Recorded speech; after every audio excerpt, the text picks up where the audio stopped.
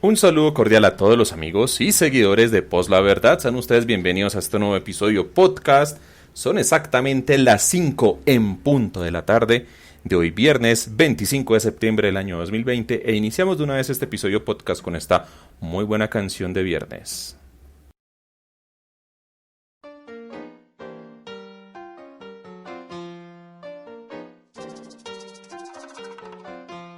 Oye, mira, te queda de aquello. No, de aquello no tengo, pero tengo de lo otro. Ah, pues dame de eso, está bien. ¿Y cuándo te llega lo otro? Espérate que estoy atendiendo una llamada. ¿Aló? Sí, voy para allá más tarde. No ha llegado todavía. Pero olvídate que esa va. Ah, ok, pues dame los chavos y olvídate. Arranca que viene la jarra. Vengo a hacerles una historia de un chamaco inteligente que no se metía a drogas, de notas sobresalientes. Su familia, aunque sin chavos, era gente muy decente. Mas cuando hay punto en el barrio, no hay garantía, mi gente.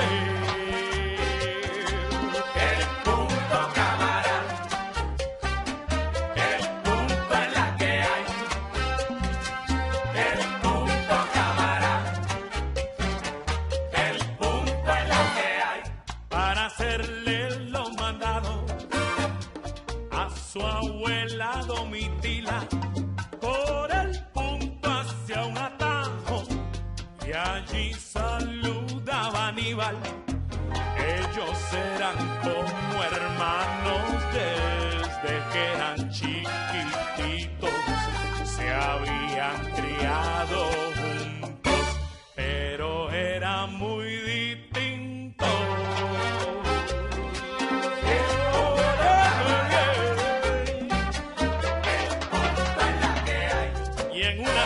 Donde el dinero todo lo puede comprar, hasta un chamaco sano es una bomba a punto de estallar. Mientras la televisión, la radio y el periódico nos dicen que si no tienes chavos, jeve y carro no podemos ser felices. Y en lo que uno se echa un año en comprar una bicicleta, el otro anda jangueando con mamotas en corbeta. Y para los chamacos que no tienen los recursos, la solución es el punto.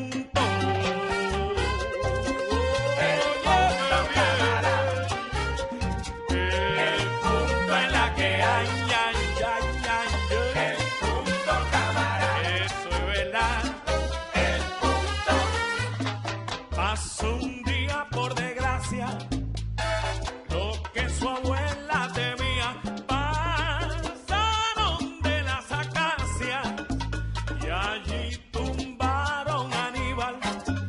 Nuestro héroe iba pasando muy tranquilo en bicicleta y allí vio como a su pana le arrancaban la cabeza.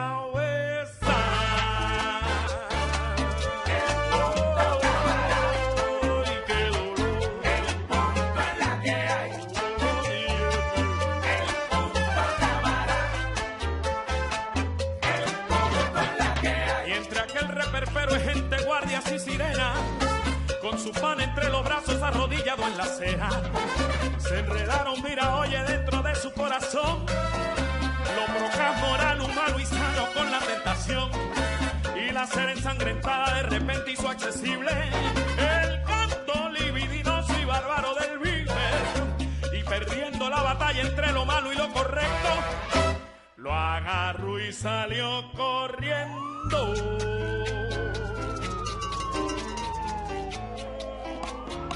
A Julián Griffin que nos limpia. Oye cómo va. La canción de la calle aquí.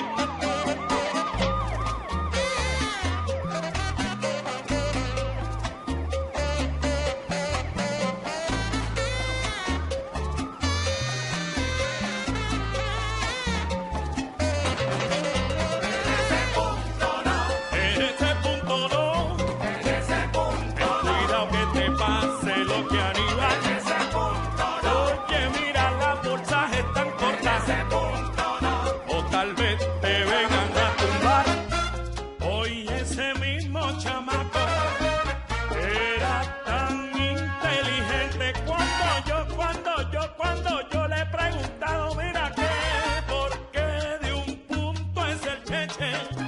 como que filosofando me ha contestado mi pana. Si hoy puedo tener matando, ¿por qué esperar a mañana?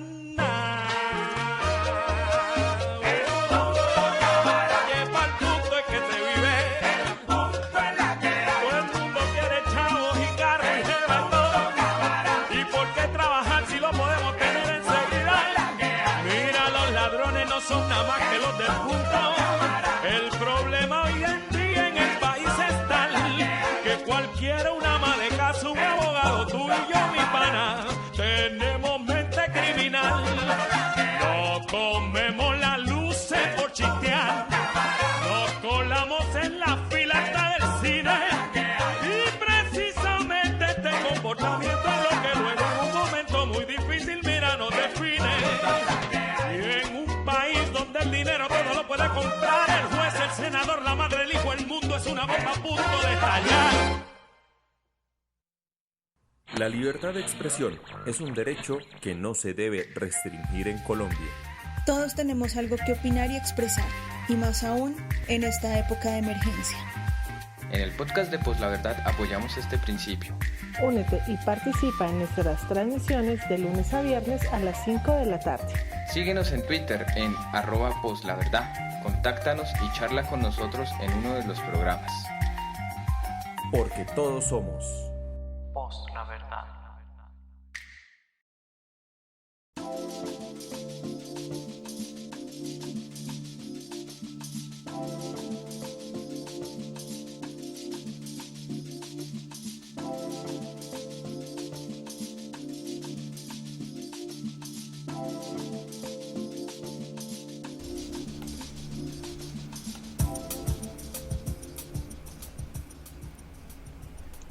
Bueno, estaba sonando una muy buena canción llamada El Punto de Glenn Monroy. Eso es pura salsa para este viernes, un viernes soleado, con la luna creciente ya arriba, casi sobre la mitad del cielo. En Bogotá tenemos el clima de 14 grados en un cielo parcialmente nublado en lo que es del centro hacia el sur de la ciudad, pero lo que es del norte, más o menos de la 53, de la calle 53 al norte, está muy nublado. La sensación térmica también es de 14 grados, humedad está bajísima hoy, 47%, vientos provenientes del sur-oriente de 14 kilómetros, y el atardecer será aún más temprano a las 5:50 de la tarde, y el amanecer será mañana a las 5:44. Por el momento la cuenta... sí, acabaron de salir aquí las cifras de casos del coronavirus. Vamos a decirlas rápidamente. Según cifras del Ministerio de Salud, para hoy tenemos 7.494 casos nuevos y 179 fallecidos, para un total de 798.317 casos. Y muertes por coronavirus de personas en Colombia es de 25.103 casos. Bogotá es el foco con 260.559 casos, Antioquia está de segundo con 109.000, va para los 110.000, 109.651 casos, Atlántico tiene 67.074 casos y el Valle del Cauca tiene 59.785. Para el día de hoy tenemos un invitado que hace rato no nos acompañaba. No habíamos hablado con él, pero siempre estaba por ahí pendiente en los comentarios y demás. Estoy hablando del profesor Jorge Eduardo Santos. Profe Santos, bienvenido aquí a este episodio podcast del viernes de Pos la Verdad en cuarentena. Creo que en lo que llamamos de pandemia no nos había acompañado en estos micrófonos. Así que, profe Santos, bienvenidos en esta etapa especial pandémica de Pos la Verdad. Sí, con el loguito verde, que parece un moquito. Buenas tardes. El virus ahí. Sí, el virus verde. Y no sé por qué escogieron el color verde, pero bueno. Pues no, un saludo a los oyentes. Hace rato no estaba por acá, pues porque definitivamente esto de trabajar como docente en la pandemia es bien complejo. Entonces he estado súper alejado de este tipo de cosas. Bueno, eso está bien que nos está acompañando. El esfuercito. El loguito verde, eso fue cortesía de don David Ospina, el diseñador mundialista. Pues la verdad, él dijo, ya que como estamos en pandemia, estamos en cuarentena, entonces la idea de él era decir que el loguito naranja se transformó en un virus verde. O sea que, pues la verdad, está el virus. Uy, es un virus verde. Ah, ya Sí, entendí. es un virus verde ahí, claros. De hecho, es muy común si uno mira los emojis en los celulares y todo, cuando uno pone virus, ahí sale un virus así parecido, por ese mismo estilo. Bueno, en Twitter, don Álvaro, @interceptor, dice: amigos, pues la verdad, buenas tardes, me alegró la tarde de la bloqueada de la cuenta de Londoño, no sabía que le habían bloqueado la cuenta. Y don Álvaro también nos comparte una noticia de Pluralidad Z que dice: Anonymous tumba la página del Ministerio de Defensa por el asesinato de Juliana Giraldo. Los anónimos andan por aquí pendientes de nosotros, eso está bien bueno. Con esto que nos comparte don Álvaro, empezamos a hablar con el profe Santos, pero para quienes no lo conozcan, ¿quién es el profesor Jorge Eduardo Santos? Preséntese, introdúzcase aquí en la amable audiencia, profe Santos. ¿Por qué le decimos Bueno. profe Santos? No porque no por apodo, sino es porque él es profesor, licenciado. Sí, yo soy licenciado en electrónica de la pedagógica y hice una especialización en docencia universitaria en la cooperativa y una maestría en automatización industrial en la Universidad Nacional. Y pues llevo trabajando en la Secretaría de Educación 15 años. Este año precisamente cumplí los 15 años de trabajar en la Secretaría de Educación. Y también llevo como unos 8 años de docente universitario en diferentes instituciones. Ahorita estoy trabajando en una universidad también. ¿En cuál universidad? En la... No, es que es mejor no decir. Bueno. Es mejor no decir. Ellos son muy celosos con sus comunicaciones. Cuidan mucho las comunicaciones, para que me entiendan. ¿Cómo es que se le dice al tiempo transcurrido en 15 años? Lustro es de 50, ¿no? Lustros es de 5. Ah, 5. Lustro. Sí, 5. Y en los 15.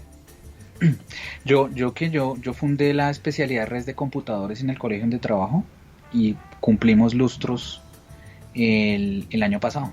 Cumplimos 2 lustros el año pasado.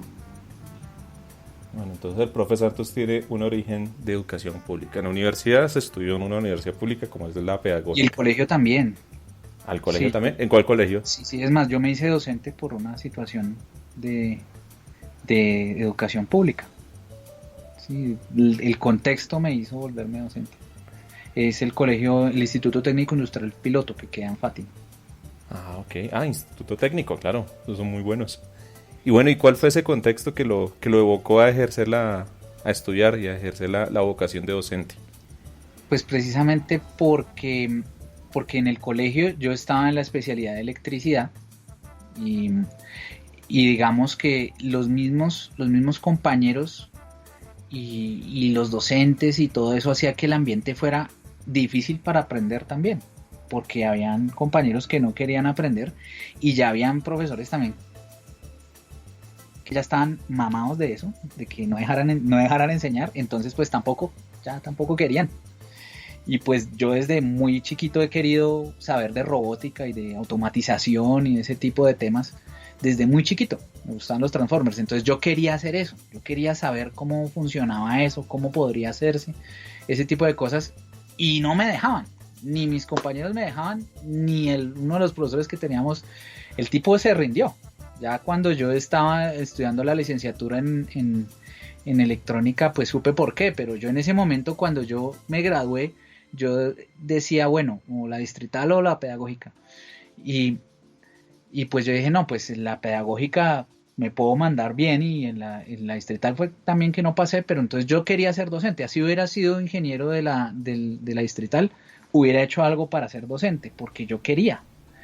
Entonces, pues allí entrando a la situación de elegir la carrera, yo decía, no, pero es que no puede ser que otros niños, otros pelados jóvenes que quieren saber sobre estos temas, quieran aprender y no puedan. O sea, tiene que haber una razón, toca hacer algo. Entonces yo me metí a la docencia, y básicamente este discurso que estoy dando fue el que le di a los profesores que me entrevistaron cuando entré a la universidad para el proceso de selección.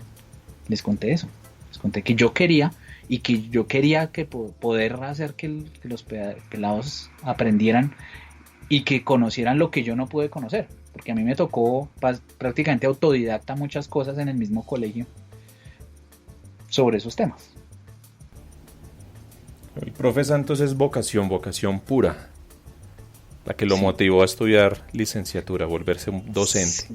Sí, ya cuando ya estaba en la universidad y lo que empecé a vivir y ya cuando empecé a conocer a los muchachos, pues yo me di cuenta pues que la transformación social se hace es desde las bases, desde las personas, desde los papás, de cualquier discurso, cualquier cosa que uno dice es importante para ellos. Ellos escuchan y están absorbiendo como una esponja y preguntan y ese tipo de cosas sobre muchos temas, pero sobre mucho. O sea, uno puede una clase de uno gastarse media clase en una pregunta sobre educación sexual porque un pelado dijo una cosa que definitivamente no puede uno dejarla pasar.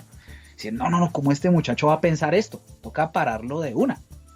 Entonces uno termina en todos los temas, sobre todos los temas, hablando con ellos. Y adicionalmente, pues este asunto de enseñar un tema de ingeniería, pues ayuda a que dejemos de pensar que la economía naranja es la que nos va a salvar y más bien miremos ejemplos como el ejemplo de Corea, que nosotros fuimos y le ayudamos porque éramos unos colosos que estábamos ayudándole a ellos, pobrecitos, país subdesarrollado en ese tiempo, y ahora ellos son los que nos tienden la mano y más por honor que por otra cosa es que nos ayudan. ¿Y cómo lo hicieron? Pues a punta de desarrollo tecnológico y de ingeniería. ¿Y por qué escoger la educación pública? ¿Desde dónde comenzó el tema de querer capacitarse, estudiar dentro de la educación pública? Porque le da esas oportunidades y esas ventanas a los jóvenes. Yo, por ejemplo, estoy metido en un grupo de WhatsApp de mis compañeros con los que nos graduamos. Y hasta mis compañeros que no me dejaban aprender en ese tiempo, ahora son ingenieros. O sea, en todo caso, algo les dejaba ese gusanito de seguir, de buscar cómo triunfar, cómo continuar. Eso les quedó y quisieron hacerlo. Y hablo con ellos y les cuento, les conté más o menos esta historia también de lo que yo pensaba.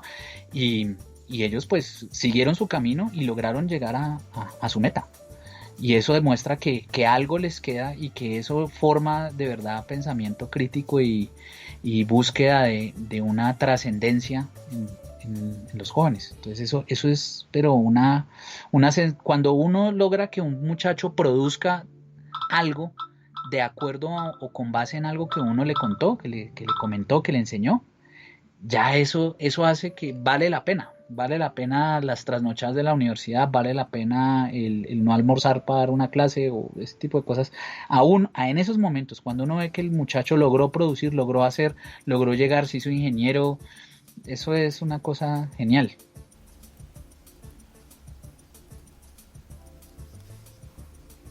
Eso es importante. Yo siempre he dicho que la principal razón a la hora de trascender, sea lo que sea que se esté haciendo, es el tema de la motivación. Si uno está motivado, uno hace y consigue lo que uno realmente quiere. Dentro de la familia o en algunas personas muy cercanas al profe Santos, de pronto hubo algún cuestionamiento, duda, temor al saber que el profe Santos iba a estudiar docencia, que se iba a desempeñar como profesor.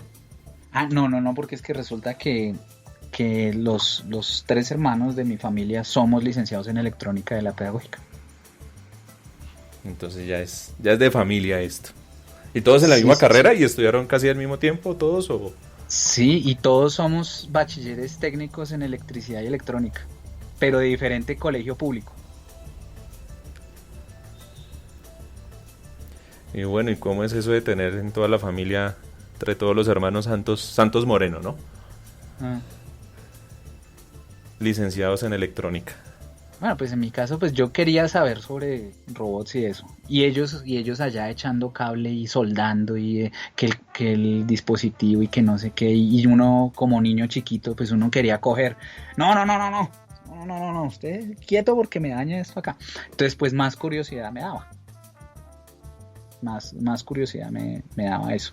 Y pues también yo pienso que hubo un boom de la electrónica por allá en esa época en la que ellos empezaron a estudiar y incluso aparecieron unas instituciones de educación para el trabajo donde estaban formándose personas para la electricidad y para la electrónica, ¿sí? Donde como que hubo en algún momento en los años 80, 70 y 80 que se estaba creyendo que se podía hacer esas cosas que hicieron los coreanos, que se podían hacer acá, y entonces eso, todo el país tenía ese tipo de especialidades en sus colegios, en sus instituciones, el SENA y todo eso. Creo que eso también ha venido mucho porque aquí a nivel de lo que es la mecánica, o sea, los que se dedican a la mecánica automotriz y que hayan estudiado incluso ingeniería mecánica, aquí Colombia se volvió en esa época de los 80s, 90s un país muy recursivo. ¿Por qué? Porque antes era muy difícil conseguir los repuestos de ciertos vehículos provenientes del exterior. Entonces aquí no se conseguían los repuestos, pero aquí se los fabricaban. Y mucho ese ingenio y todo, creo yo, y tengo entendido hablando con otros colegas suyos que son ingenieros de otras ramas, decían que aquí lo que fue la ingeniería mecánica abrió mucho y hizo que estudiar cualquier ingeniería en Colombia fuera algo ya también de estatus. Sí, mi padre es mecánico industrial y él trabajó en Philips. Y entonces, pues, una cosa que, digamos que en esas zonas y esas personas, en esos círculos, la gente habla es que el colombiano tiene esa intención como de torcer las cosas, como de lograr hacer posible lo absurdo, y a veces eso genera cosas buenas en el sentido que logran solucionar problemas y necesidades que tiene la fábrica en el momento. Sí, y eso es una cosa que tenemos, pero que también puede llevar, digamos que si no se maneja con responsabilidad, pues pasan cosas como el puente de Chirajará, por decir algo, como Hidroituango. Sí. Pero entonces sí es algo que en cierta medida también nos valoraban en ese tiempo. Sí, entonces él cuenta esas cosas, que digamos que los de la Philips educaban un poco a los técnicos para que fueran un poquito más técnicos, pero también se servían de ese ingenio que tenemos acá. Después él monta una empresa y con unos trabajadores de ahí, pues porque la Philips cerró, y ellos empiezan a precisamente hacer eso que usted dice, que empiezan a crear partes que se necesitan para refacciones de maquinaria que ya no se consigue.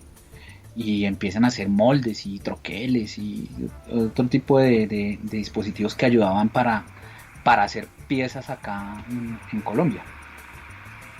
Pero pues llegó Gaviria y eso se acabó. Sí. Llegó la apertura económica y eso se acabó. Y en vez de fundamentar, de impulsar, de ayudar, de estimular ese ingenio colombiano, sencillamente todo se desvió y a veces es más fácil comprar las cosas por fuera que conseguirlas acá. Profe Santos, una pregunta, ¿qué se requiere? ¿Qué se necesita? ¿Qué le pidieron a usted para hacer el decreto 1278? ¿Sí?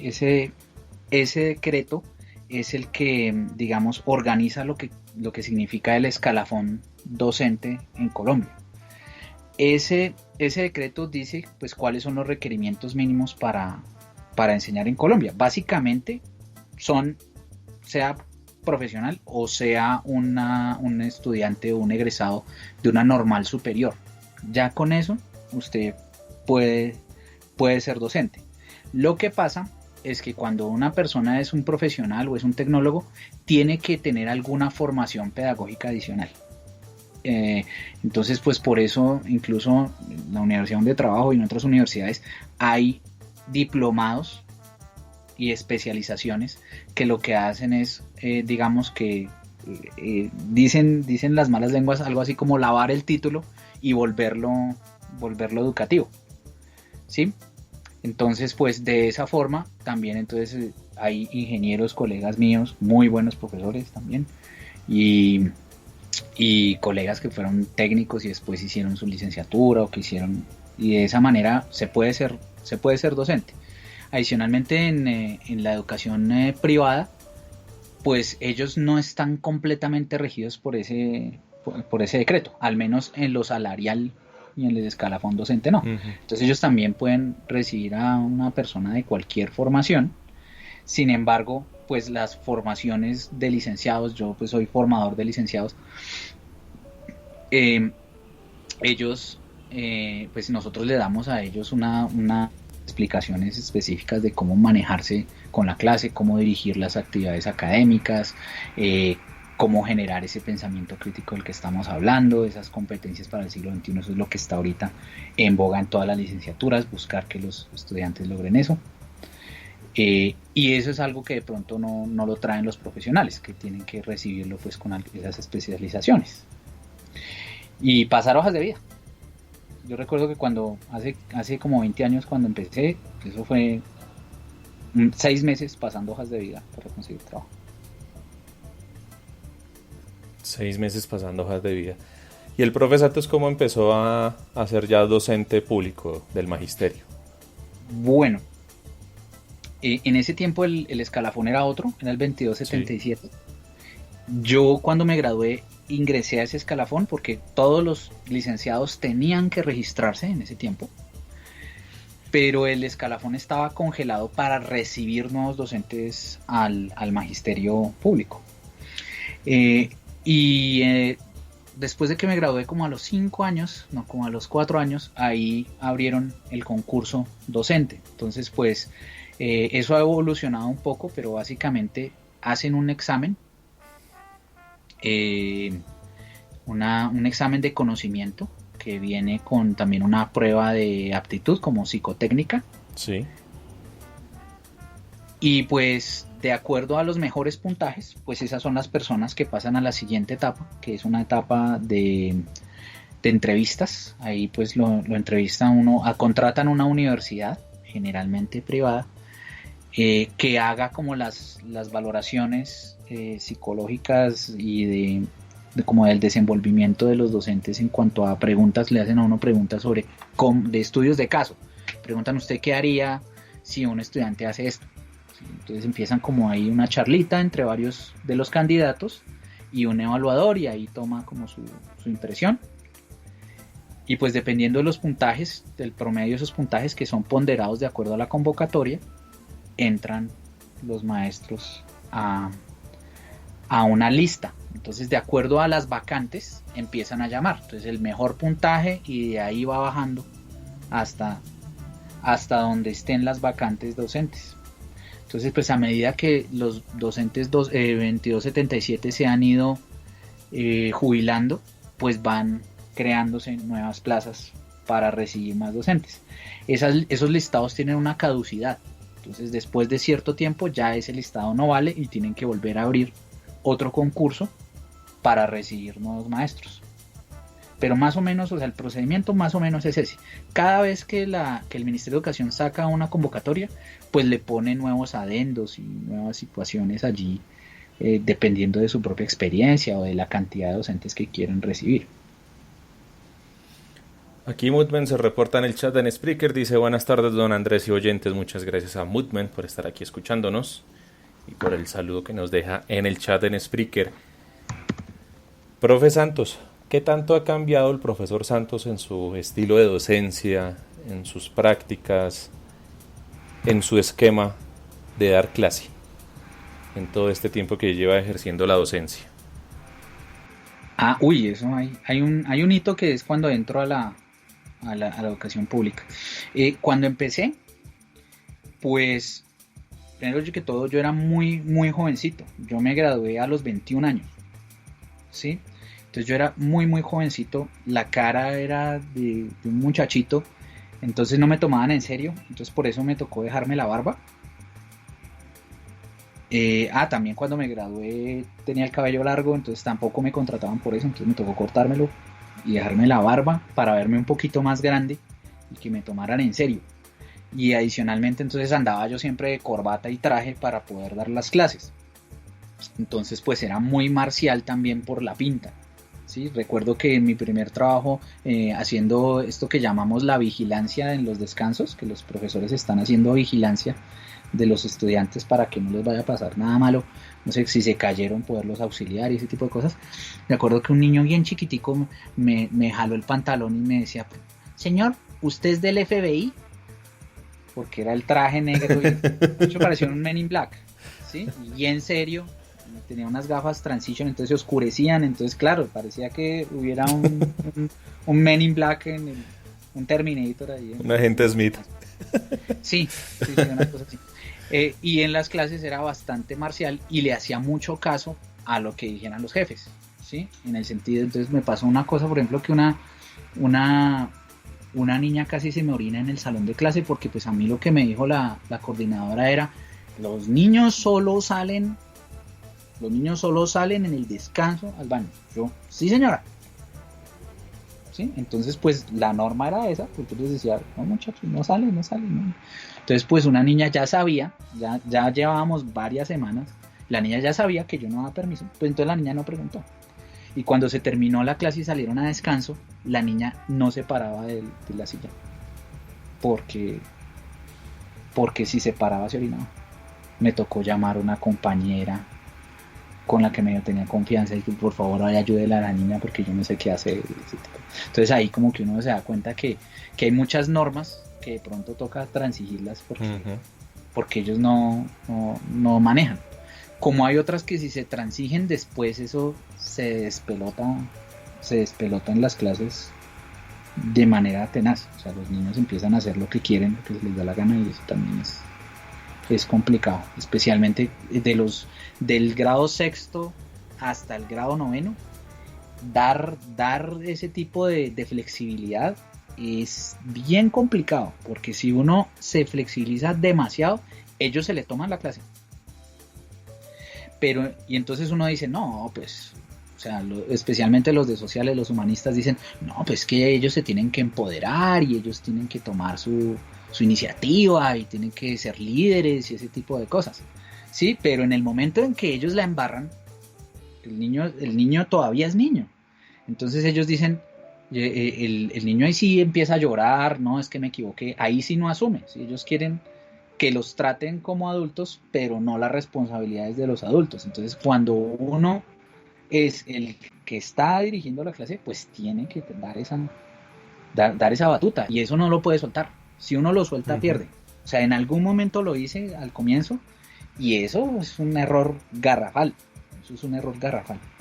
Entonces, pues en eso sí me he flexibilizado, pero entonces, claro, cuando llegué al colegio el primer día pues yo llegué en corbata. Cuando ya llegué a donde trabajo en el colegio público. Y ahí sí, yo llegué de corbata, primer día, segundo día, tercer día. Y claro, los pelados yo no los dejaba ponerse de pie, los mantenía a raya, era marcial, super marcial, porque cuando llegué a ese colegio era un despelote. O sea, había muchos profesores que eran temporales, entonces dejaron solos muchísimos cursos. O sea, a ese colegio cuando llegamos como 10 profesores. Entonces el día que llegamos, eso era todos los niños por fuera, porque no había quien los atajara, quien los tuviera en el salón de clase, no tenían alguien que les diera la clase. Entonces todo eso era un desorden, y ya los niños estaban tanto tiempo sin haber tenido docente, estaban acostumbrados a andar en el patio, estar por fuera, a evadir clase. Entonces pues todos esos profesores que llegamos nuevos nos tocó ponernos así marciales para que la cosa se mejorara. Pero a los profesores no les gustó, por ejemplo, que yo llegara en traje y corbata, que ellos decían, no, pero entonces ahora la nueva rectora que llegó va a decir, todos andan de corbata, ¿por qué no? Sí, ¿por qué los demás no andan de corbata? Entonces empezaron a decirme que no, que hombre, usted está en un colegio público, no tiene que ponerse la corbata, tranquilo, eso déjelo para las entregas de boletines. Entonces ahí ya se flexibilizó un poco. Entonces ya dejé de comprar zapatos de cuero, andar en tenis, andar en jean. No, yo prefiero algo que sea funcional, no que sea costoso, sino que sea funcional. No, tenis y botas, me gustaban mucho las botas. Sí, entonces eso fue como el asunto de entrar y los cambios que se vieron dando.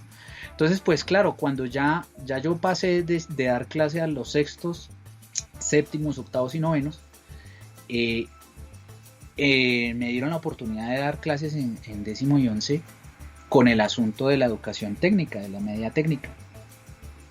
Y ahí, claro, ahí la curva hormonal les empieza a bajar. ¿Sí? Ya después del segundo semestre en grado 10º, ya ellos otra vez como que es fácil razonar con ellos y darles la razón y decir las cosas sin antes toca ser uno muy reiterativo para que ellos entren en razón. Pero ya cuando los muchachos entran como a esa edad en bloque, el grupo se deja charlar, entonces uno puede ser un poquito más chistoso. Entonces yo en las clases con ellos soy, incluso de algunos de ellos, como pues la brecha generacional, ellos no conocían a Jaime Garzón, entonces cuando a veces les pongo los videos de Jaime Garzón, dicen, oiga, pero usted lo que hace es imitar a ese man cuando da las clases, algo así. Entonces pues sí, o sea, yo hago muchos chistes, muchas cuestiones sobre el tema para que se enganchen. Pues al menos eso es lo que se puede hacer en la presencialidad. Ahorita lo virtual no es tan sencillo. ¿Qué rango de edades son los estudiantes del profe Santos? De 13, como de 13 hasta los 22. O sea, adolescencia pura ahí. O sea, si nos referimos al colegio, ¿no? Sí, claro. Si estamos en la universidad sí tengo señoras que tienen más edad que yo. Obviamente la metodología y todo cambia. Sí, claro. ¿Y cómo es manejar el tema de la adolescencia en los estudiantes enseñándoles algo como matemáticas? Que puede ser para algunos muy complicado o incluso motivo de lágrimas, porque hay gente que les duele la matemática. Le tienen fobia a Baldor. Yo soy de los que les dolió. Incluso cuando les digo a ellos pues que se puede, les doy mi caso. Les digo, no, a mí eso era tenaz. A mí me tocaba estar al final del año detrás del profesor diciéndole, profe, póngame otro trabajo, póngame algo, porque me voy a echar matemáticas y voy a perder el año, y esto es terrible y no entiendo. Y pues entró ahí una cuestión que yo sí le echo la culpa mucho a las hormonas, que es lo que usted está diciendo, y es que hay un momento donde llega uno, precisamente cuando se baja esa curva hormonal, donde uno ya empieza otra vez a encontrar un pensamiento lógico que le sirve para las matemáticas. Y lo digo con conocimiento de causa porque yo recuerdo que yo a los pelados de cuartico de primaria, en mi primer trabajo, yo les enseñé a hacer potenciación y les enseñé a sacarle área a polígonos irregulares, ¿sí? Y lo hacían facilito, y yo no les decía cómo, simplemente les daba pistas y lo sacaban por lógica. Pero cuando ya uno trataba con los de quinto, la cosa se complicaba. Con los de sexto y los de séptimo, nada. Pero era porque las hormonas ahí molestan. Entonces, claro, hay un momento en mi vida donde llego a grado 10º y en un 10º me cambian el profesor, y el profesor, como todos los profesores de grado 10º, generalmente hacen un repaso de todo lo que se vio en matemáticas para que no nos vaya a llamar eneriques. Y con eso ese señor me arregló. Y en un mes pasé yo de siempre ser un estudiante que pasaba pero raspando, pasaba por los trabajos, por la cantidad de ejercicios que había hecho en el cuaderno, así estuviera mal, a sacarme en las evaluaciones siempre 10, que era sobre lo que calificaban. Y yo precisamente tenía el cuaderno donde pasó esa transformación, con las evaluaciones pegadas, porque el profesor las pedía. Yo les llevo ese cuaderno a veces a los muchachos. Bueno, el cuaderno ya lo boté, pero las evaluaciones las tengo y se las muestro. Les muestro, vea, sí se puede, pero hay que lograrlo. Y si usted lo que quiere es de verdad aprender ingeniería, aprender eso, le toca. Y esa era una de mis frustraciones como muchacho, que yo no podía con esas matemáticas y que era difícil. Por ejemplo, en un tema de electrónica que es una cosa muy necesaria, son las leyes de Kirchhoff, y esa vaina necesita que uno sepa resolver sistemas de ecuaciones de varias incógnitas. Y eso era una cosa difícil para mí. Pero con esas enseñanzas de ese profesor, yo, claro, ahora sí entiendo todo. Fue como el pedacito que me faltaba, la parte de las hormonas, y que me volvieran a explicar todo, y eso funcionó de maravilla. Y a los pelados del colegio de trabajo les funciona de maravilla. El profesor también es muy bueno. Y en llave trabajamos con él, les ponemos trabajos que sean parecidos, compartimos temas que tengan que ver para que ellos como que le vean la aplicación matemática a las cosas que están viendo de la especialidad.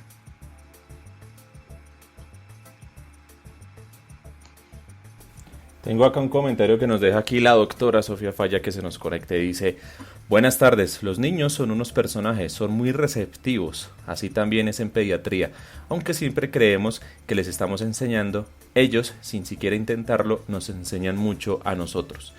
¿Cómo es el tema de la retroalimentación con los niños? El profe Santos, ¿qué le ha aprendido a sus estudiantes en todos estos años de docencia?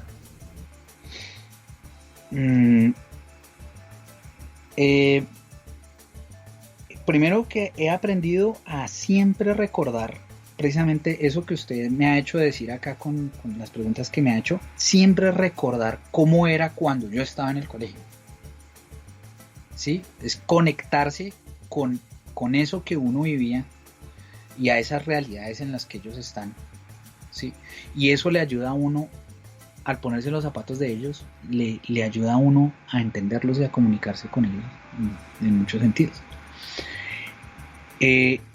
También me han enseñado que ellos, que cuando uno les da, digamos que las normas claras, ellos las manejan muy bien, ¿sí? Y ellos, dentro de la misma esquema normativo, le argumentan a uno las cosas muy bien.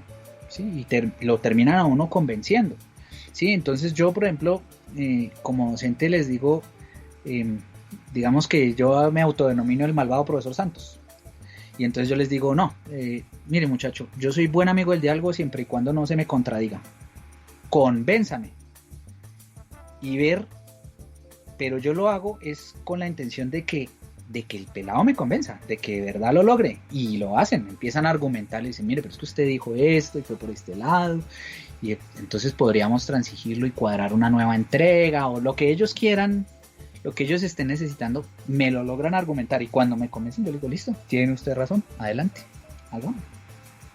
Entonces esa situación de poder como tener esa mayéutica con ellos es buenísimo, que es otra cosa que a ellos les encanta. Recuerdo un muchacho que descubrió que lo que yo hacía con ellos era mayéutica, porque le había escuchado al de Sócrates. Sí, le había escuchado al de filosofía, ¿sí? Porque yo llegué, cogí a un compañero y le empecé a preguntar, y le decía, profe, es que no me funciona este circuito y yo ya le he hecho, ya le he medido. Entonces yo le empecé a preguntar cosas, yo ya vi el error y entonces yo le empecé a hacer preguntas. ¿Y esto para qué sirve? Para tal cosa. ¿Y esta otra terminal para qué es? Para esto. Ah, bueno. ¿Y dónde debería estar conectado? Junto con esta otra cuestión. Inmediatamente el chino paraba, miraba que lo había hecho mal y decía, ay, sí. Ah, bueno. Entonces yo no les doy las respuestas. Yo les digo, usted lo puede sacar. O sea, lo que decía Sofía es muy cierto. Ellos tienen la forma de construir la respuesta, porque todos tenemos el mismo computador en la cabeza, por decirlo así. Por ejemplo, yo le he dado clase a personas con problemas cognitivos, a 2 invidentes los gradué, y pues es cuestión de encontrarles la forma, ¿sí? A veces hasta en el caso de las personas con discapacidad, a veces hasta en el fondo como que ni los papás ya creen en ellos y quieren es que les entreguen rápido el cartón y ya. Y yo en cambio lo que pienso es, lo que hay que darles es los elementos para que ellos de verdad construyan y lo logren solitos, porque los papás no les van a durar toda la vida. Y cuando ya lo logran, eso es genial. Entonces ellos, de verdad, ellos tienen cómo sacarlo, ellos tienen cómo construir todo ese conocimiento. El otro ejemplo es lo que les decía de los niños de cuarto, o sea, ellos pueden sacar muchas cosas, lo que pasa es que también nosotros tenemos otros estadios que tenemos que desarrollar, ¿sí? Lo socioafectivo hay que desarrollarlo, que ellos tienen que aprender a manejar todas esas emociones que las hormonas les generan y todo eso. No, aquí tengo también unos comentarios que nos deja en Twitter don Álvaro, en la cuenta @interceptor718. dice lo siguiente: saludos al profe Santos, interesante entrevista, recomendaciones para hacer maestría. Y también dice don Álvaro: yo creo que hay que replantear la enseñanza de la matemática, yo creo que a los chicos aprenden mejor con la práctica, aplicando. Mi hijo se interesó más por la geometría, por el billar, y ahora trata de preguntarse cómo aplicarla. El billar también, aparte de geometría, enseña física, ¿no? Sí, y pues ahorita hay unos enfoques de enseñanza en ambientes de aprendizaje que buscan eso, que buscan integrar varias asignaturas por medio de la solución de problemas, ¿sí? Entonces hay unos enfoques que se llama, por ejemplo, el ABP, que es el aprendizaje basado en proyectos. Ahí está el otro ABP, que es el aprendizaje basado en problemas, y pues buscan más o menos lo mismo, y es que se tiene una idea, algo que solucionar. En el caso del ABP, un problema que los estudiantes encuentran, y es encontrarle a ese problema todas las relaciones que tienen con las áreas del conocimiento, y el problema es ahí de los docentes cómo lograr enganchar todas las áreas. Entonces no todos los problemas lo pueden hacer, entonces pues por eso surge también el aprendizaje basado en retos, donde ya como que uno le da es más bien un menú a los estudiantes de problemas que existen, y que ya uno a priori en su diseño curricular con los compañeros encuentra que sí va a poderse atacar desde la mayoría de áreas. Entonces con eso se logra que ellos le encuentren mayor relevancia a muchos conceptos, ¿sí? Por ejemplo, en el colegio tenemos un proyecto con los estudiantes que tienen que diseñar unos productos para la industria cafetera, ¿sí? Entonces ellos tienen que hacer todo el diseño del circuito, de la máquina, desde el punto de vista conceptual del diseño, pero eso necesita una argumentación. Entonces esa argumentación pues la tienen que hacer en un documento, y ese documento pues eso es la profesora de castellano y yo mostrándoles artículos de Google académico y todo, diciéndoles: miren, es que esto se redacta en esta forma, miren el estilo de la escritura, ¿sí? Las tablas, la graficación, entonces ahí vuelve y entra la matemática, ¿sí? Entonces bueno, pero esto hay unos antecedentes, bueno, entonces miremos también los antecedentes históricos de esto, ¿sí? Las consecuencias, el impacto ambiental, se le puede sacar muchas cosas a un proyecto de esos, y ellos empiezan a funcionar.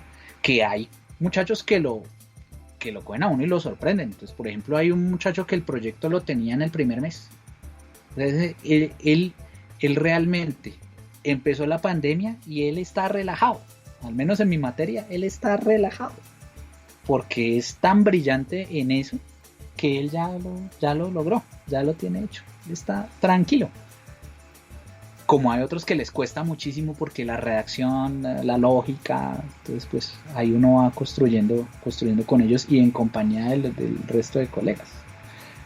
Por ejemplo, en esto de ingeniería tienen que leer textos en inglés, entonces con los de inglés siempre andamos en llave para lograr esas cosas. Hacemos unos glosarios de términos de ingeniería que tienen que ver que los van a necesitar, y ese tipo de cosas ellos construyen. El año pasado, que se podía, hicieron unas exposiciones en inglés de sus trabajos, digamos que corticas, para que ellos aprendieran a componerlo, ¿sí? Habían unos que tenían mucha fluidez, otros que les tocó aprendérselo, pero así vamos construyendo y vamos encontrando las relaciones entre las materias. Pero eso, y hago la cuña antes de que me pregunte otra cosa, eso requiere tiempo. Y cuando nos relacionamos los profesores para hablar de esas cosas, es por ahí cuando uno se toma un tinto, o cuando estamos en la vigilancia varios profesores o eso, porque realmente que nosotros tengamos el tiempo que es para poder diseñar actividades bien significativas como las que estaba planteando el oyente, en realidad no se alcanza, porque es que, miren nomás, llevamos aquí casi 50 minutos charlando.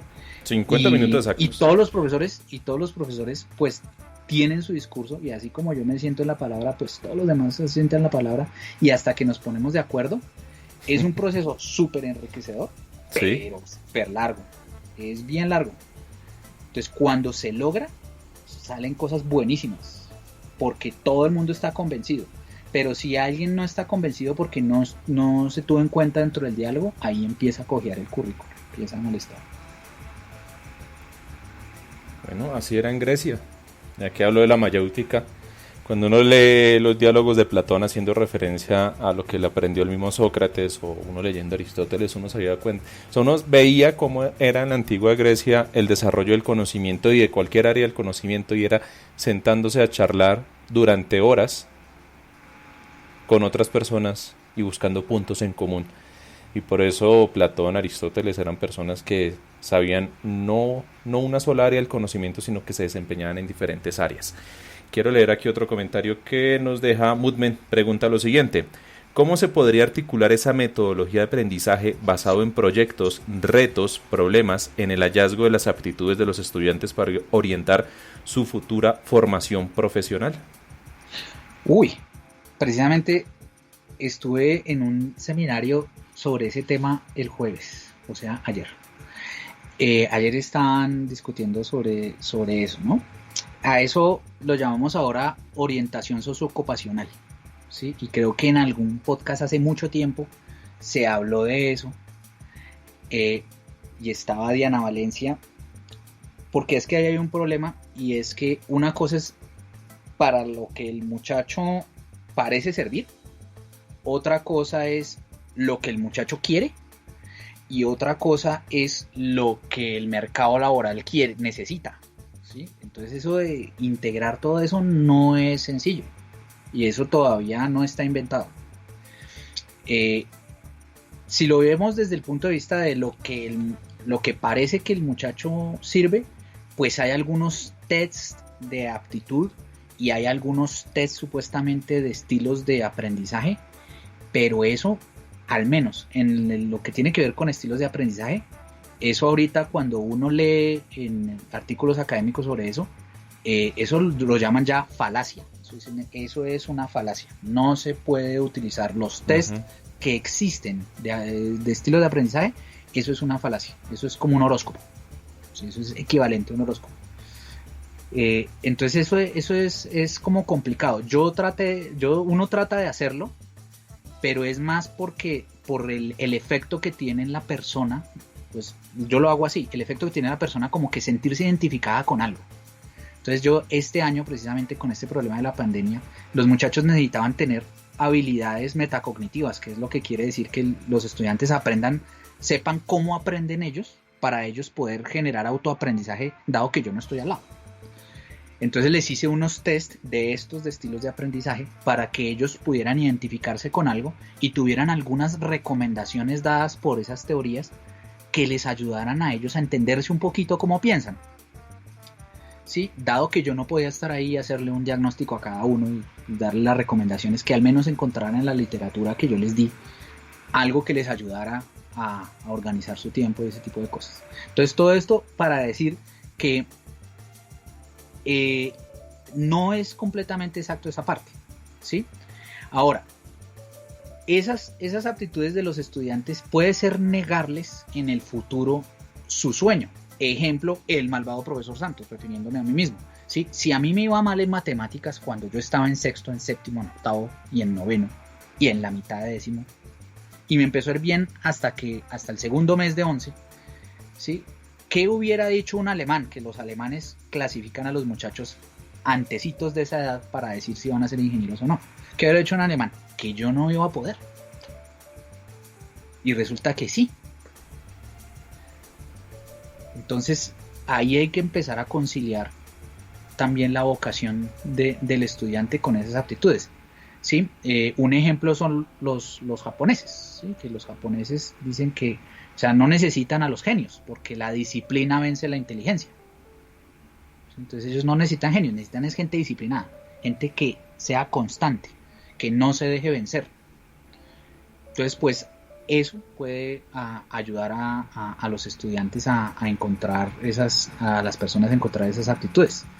Entonces pues esa es como la cuestión. Es una cuestión bien compleja, ¿sí? O sea, yo no la veo clara. Por más que hubieras estado en ese seminario y allá hubieran dicho que no, que con las pruebas PISA podemos clasificarlos, que podemos ayudarles, que podemos decirles por dónde, que podemos hacer unos test con ellos, yo no lo veo tan claro por esas situaciones que yo he visto, ¿sí? ejemplo, yo formé en redes de computadores un estudiante y cuando el muchacho se iba a graduar en 11 y yo le dije, bueno, ¿y usted entonces ahora en qué ingeniería va a cursar? Él me dijo, no, yo voy a cursar Derecho. Yo le dije, no, ¿cómo así? No, es que en realidad a mí lo que me gusta es el Derecho. Pero ¿y entonces por qué estuvo acá? No, porque era la modalidad, como el colegio no tenía más modalidades, pues la que más me gustó fue esta. ¿Pero usted le iba bien? Sí, a mí me va bien.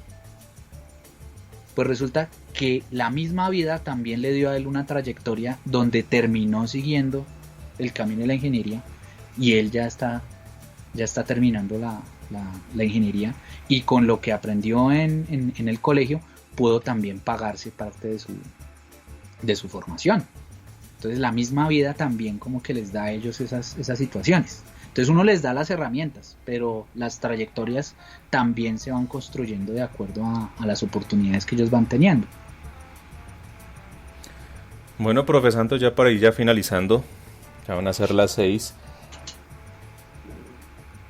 ¿Qué ha pasado, cómo se ha sentido y cómo ha sido el profesor Santos con todos los años de experiencia que tiene en la docencia ahora dando clases a través de un celular, de un computador, de una aplicación, de una videollamada en esta época de pandemia? Bueno, yo tengo ventaja porque mi trabajo de grado de la maestría tiene que ver con e-learning, porque mi trabajo de la especialización tiene que ver con e-learning y porque pues soy licenciado en electrónica y entiendo sobre computación. Entonces yo tengo una ventaja tanto desde lo pedagógico como desde la pericia de utilizar los aparatos y utilizar las aplicaciones. Mi problema ha sido con el acceso que tienen los muchachos a eso. Ese ha sido mi problema y ha sido tenaz porque puede ser que ocurra que en realidad la única persona que tiene internet en la casa es el papá y el papá llega a las 7, 8 de la noche a la casa y ahí tiene que pasarle el celular o el internet, teterearle el internet al computador o algo para pasarle la información y ahí es cuando el niño se conecta y ahí es cuando el niño ve la tarea y es cuando el niño de verdad se sienta a trabajar. Entonces son niñas y niños jóvenes que están trasnochando para hacer sus tareas, ¿sí? Entonces pues en realidad en el día pues se la pasaron jugando, molestando y bien agotados en la noche es cuando les toca trabajar y enseñar, les toca trabajar, leer y ese tipo de cosas, pues claro, el cerebro no les trabaja igual, claro, porque ya han gastado la energía antes, entonces no entienden y entonces le envían a uno, profesor, yo no entiendo, pero dígame dónde entiendo, dónde no entiende, no es que no sé, y claro, y la siguiente comunicación si se vuelve epistolar porque es lo que yo les respondo durante mi jornada y lo que ellos responden en la madrugada. Entonces ese es un perfil. Está el perfil de los que sí tienen todo, porque afortunadamente los papás pues con esfuerzo y toda la cuestión, pero le tienen el computador y le tienen internet en la casa. Entonces eso es ya lo hice. ¿Y eso por qué tan fácil? ¿Sí? O otros que tienen el computador, tienen toda la cuestión, pero no les gusta leer. Entonces dicen, no, yo no voy a leer. Yo lo que quiero es que usted se siente en el computador, haga una videollamada y me enseñe. El problema es que o yo hago la videollamada y le enseño a esos 5, o yo hago una guía o unos videos para los otros 20 y pico, o qué hago, ¿sí? O califico. Entonces en ese momento como que ahorita se nos ha triplicado el trabajo. Es una cuestión que todos mis colegas de otros colegios, de ese mismo colegio, dicen, es claro, el momento en que hay tantos canales de comunicación diferentes, tantos medios de comunicación diferentes con ellos, porque no todos pueden compartir, no tienen los mismos recursos, eso ha complicado la situación muchísimo, pero muchísimo. Por ejemplo, ahorita en un minuto me toca comunicarme con una mamá de un muchacho que si ella no está al lado, el muchacho no produce. Y ella llega de trabajar a las 6. Entonces pues me toca reunirme con ella y ayudarle a ver si podemos hacer que el muchacho produzca.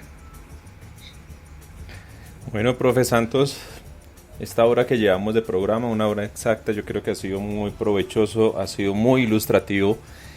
Quienes nos están escuchando en estos momentos en vivo o en diferido ya más adelante, se han dado cuenta que lo de ser docente, aparte que es una profesión muy noble, es una profesión que determina y exige una verdadera dedicación, una vocación de verdad. Y así debe ser para las demás profesiones, pero es que la docencia, sea en el campo que sea, es fundamental porque es la forma de transmitir el conocimiento, y es en esa forma, transmitiendo el conocimiento, es como nos construimos y aprendemos como sociedad. No tenemos que siempre recorrer todo el mismo camino que han hecho los demás, sino reuniendo esa experiencia, ese conocimiento que se nos traspasa, que se nos otorga, es que podemos seguir avanzando. Hay que avanzar. Entonces, un país civilizado, un país serio, siempre se va a caracterizar por el nivel de educación que tiene. Y bueno, es un gusto para mí tener aquí al profesor Santos, aprovechando que ya son las 6 de la tarde. Lo dijo igualitico, le quedó ahí el son. Son las 6 en punto de la tarde. Profesor Santos, redes sociales, y muchísimas gracias por habernos acompañado de una vez. Tenemos que volverlo a invitar otra vez a otro programa, porque este tema da para seguir charlando mucho más tiempo. Claro que sí. ORWANDIL. Ese es mi Twitter. El caballero en blanco y negro, ahí que lo van a ver. Caballero blanco y negro, ahí lo van a encontrar. Y pues no, muchas gracias por escucharme y por escucharnos todo esto, y pues esperemos que las cosas como que se flexibilicen un poquito, porque realmente sí he estado bastante atafagado de trabajo. Entonces pues muchas gracias a todos por escucharnos y hasta una próxima oportunidad. Bueno, claro que sí, profesor Santos, muchísimas gracias a todos ustedes también, muchísimas gracias. Mutmen dice, muy interesante el tema de hoy, muchas gracias, ojalá en un futuro cercano se valore el trabajo de los docentes en este país. Así es, un muy buen mensaje de Mutmen, y con esto nos despedimos.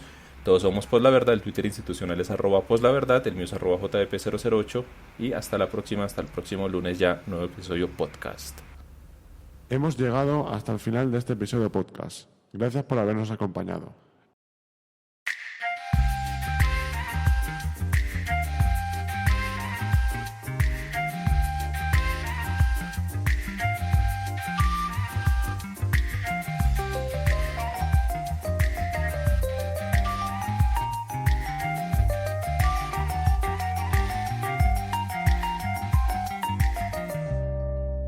Pos la Verdad.